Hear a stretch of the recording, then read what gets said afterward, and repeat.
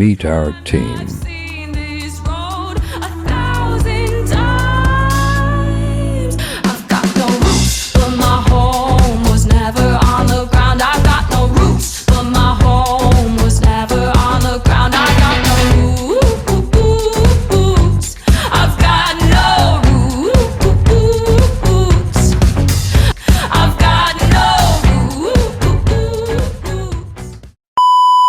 Teman-teman, kalian pasti sadar kan, kita semua ini diciptakan berbeda-beda oleh Yang Maha Pencipta.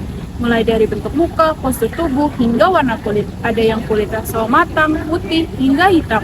Dan kita juga diciptakan dari berbagai suku, mulai dari suku Jawa, Sunda, hingga Papua. Bahkan, kadang pendapat pun kita tidak selalu sama. Tapi tahu nggak, dalam Islam itu perbedaan bukanlah suatu masalah, tapi justru adalah rahmat dari Allah supaya kita saling mengenal. Dalam Al-Quran Allah berfirman, kami menciptakan kalian berbangsa-bangsa dengan suku-suku supaya kalian saling mengenal. Quran Surat Al-Hujurat ayat 13.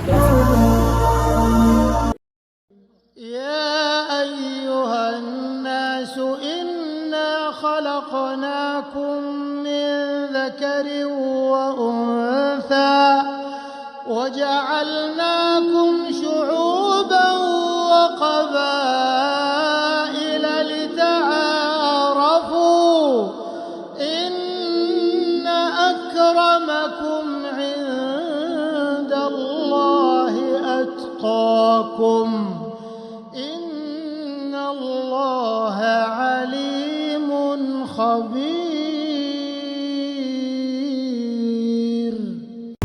Jadi perbedaan itu bukan saling menjatuhkan, tapi justru membuat kita saling mengenal, menghargai, dan melengkapi.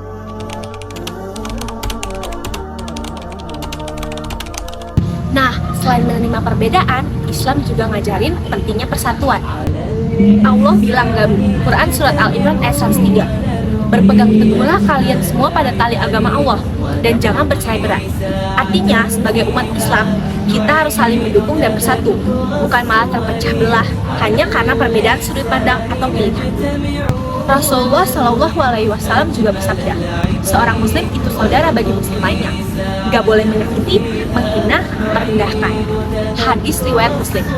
Kalau kita bersatu, kita akan kuat, tapi kalau pecah, kita bakal gampang lemah loh. Oke, sekarang mari kita lihat contoh dari Nabi Muhammad SAW.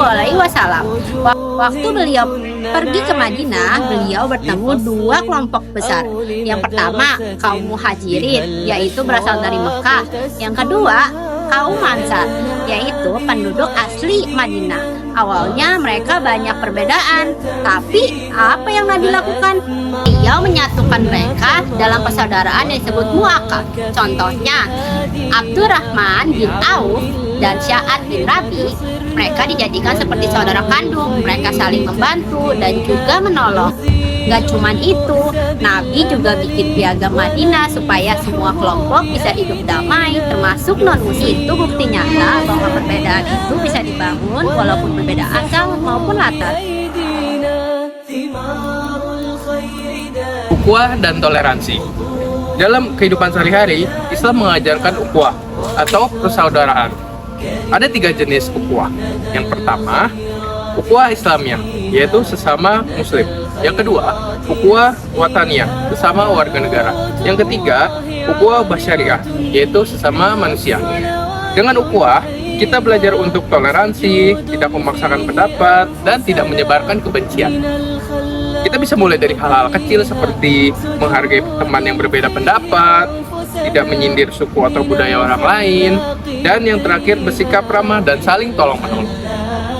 Jadi intinya, merangkul perbedaan itu bukan cuma ajaran sosial, tapi ajaran Islam. Juga bisa menjaga persatuan mulai dari sekolah atau kampus, rumah dan keluarga, dunia maya atau media sosial, bahkan lingkungan tempat tinggal kita. Ingat ya teman-teman, berbeda itu biasa, tapi bersatu karena Allah itu luar biasa. Yuk jadikan Islam bukan alat pemisah, tapi payung pemersatu untuk semua.